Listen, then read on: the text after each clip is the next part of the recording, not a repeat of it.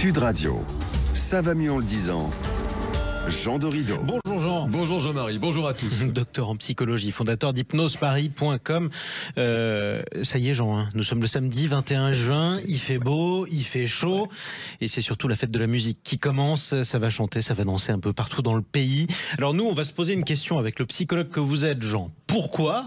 Dans certaines conditions, la musique peut nous mettre d'aussi bonne humeur. Pourquoi c'est communicatif ? Alors c'est une très bonne question Jean-Marie. Il y a de nombreuses recherches qui sont faites chaque année en réalité en psychologie sur les liens très étroits entre la musique et le cerveau parce que c'est vrai, vous l'avez dit Jean-Marie, la musique possède bien le pouvoir de nous mettre de bonne humeur. Une étude publiée dans la revue scientifique Nature and Neuroscience a même observé que l'écoute de musique provoque la production de dopamine dans le cerveau, la fameuse hormone du plaisir à l'état brut. Alors, évidemment, pourquoi la musique produit-elle un tel effet ? Eh bien, pour beaucoup de chercheurs, ce serait le résultat de l'évolution darwinienne, puisque la musique, eh bien, elle permet de se rassembler, de se synchroniser en nombre sur des émotions positives. Typiquement, les plus anciens qui nous écoutent ne peuvent pas rester insensibles lorsqu'ils entendent ce qui suit.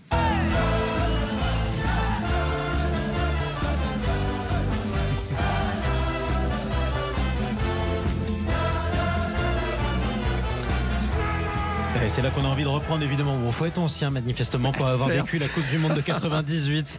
I Will Survive, l'hymne du Mondial 98 que les Bleus ont gagné. Bon, la première étoile, ça peut pas laisser insensible. Néanmoins, Jean, est-ce que certaines personnes restent insensibles à n'importe quelle forme de musique ? Alors oui, Jean-Marie, les recherches montrent que certaines personnes ne produisent pas cette fameuse dopamine en écoutant de la musique. On parle dans ce cas-là de l'anédonie musicale spécifique, donc A privatif et puis hédonisme en grec, donc il n'y a pas de plaisir. Toutefois, cela ne concerne même pas 5 personnes sur 100 et du coup, on parle peut-être de problématiques d'ordre génétique et le fait qu'il y ait si peu de personnes concernées, ça va dans le sens de l'idée que les effets de la musique, ils sont absolument universels dans toutes les régions du globe, dans toutes les cultures, toutes les époques. La musique est présente d'une façon ou d'une autre et la musique, c'est tellement bon que ça peut même rendre accro. Des chercheurs de l'Institut de biomusicologie de Berlin ont créé auprès de volontaires, évidemment, des phénomènes de craving. Vous savez, c'est cette envie impérieuse que ressentent les personnes qui sont en manque de substances.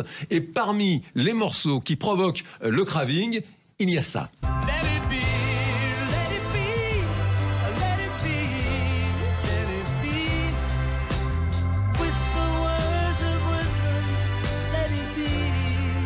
S'imagine en vacances autour d'un feu de camp. Mais oui, et plus on en a, plus on en veut. Exactement, donc ça continue bien sûr, Let It Be. Pourquoi pas ? Alors à part ça, à part nous mettre de bonne humeur, Jean, est-ce que la musique possède d'autres vertus ? Alors écoutez, oui Jean-Marie, il faudrait des heures de chronique pour énumérer les vertus ça y est, vous êtes accro. de la musique. Voilà, on est accro. Et typiquement, une vertu parmi d'autres, en cette période de summer body, pour certaines personnes, eh bien la musique, elle peut aider à moins manger. Des chercheurs ont montré que dans 2 groupes différents qui mangent le même repas type fast-food, lorsque vous passez de la musique, les participants consomment en moyenne 175 calories de moins, ils laissent 18% de nourriture et ils ont tendance en plus à trouver le repas meilleur. Moralité, si vous voulez vous affûter avant l'été, mangez en musique. Wagner, mon partenaire minceur, j'aurais jamais pensé.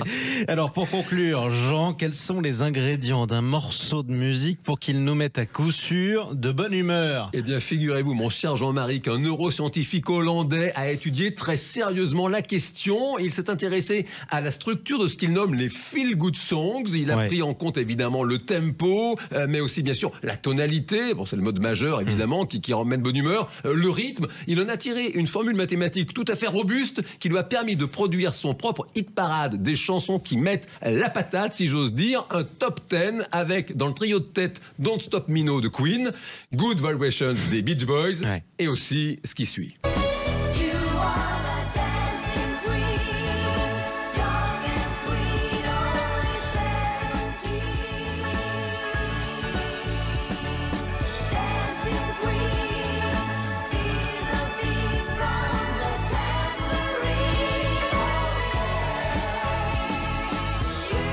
reconnu ABBA, j'imagine. Mais oui. Évidemment, ABBA, Dancing Queen. Bon, mais c'est vrai que ça nous met de bonne humeur, ça marche toujours. Merci beaucoup, Jean Dorido. Le bonheur, en musique ou pas, c'est une science exacte. C'est publié chez Larousse. C'est votre livre. Je vous laisse retourner sur le dancing. Allez, j'y retourne direct. Merci, Jean-Marie.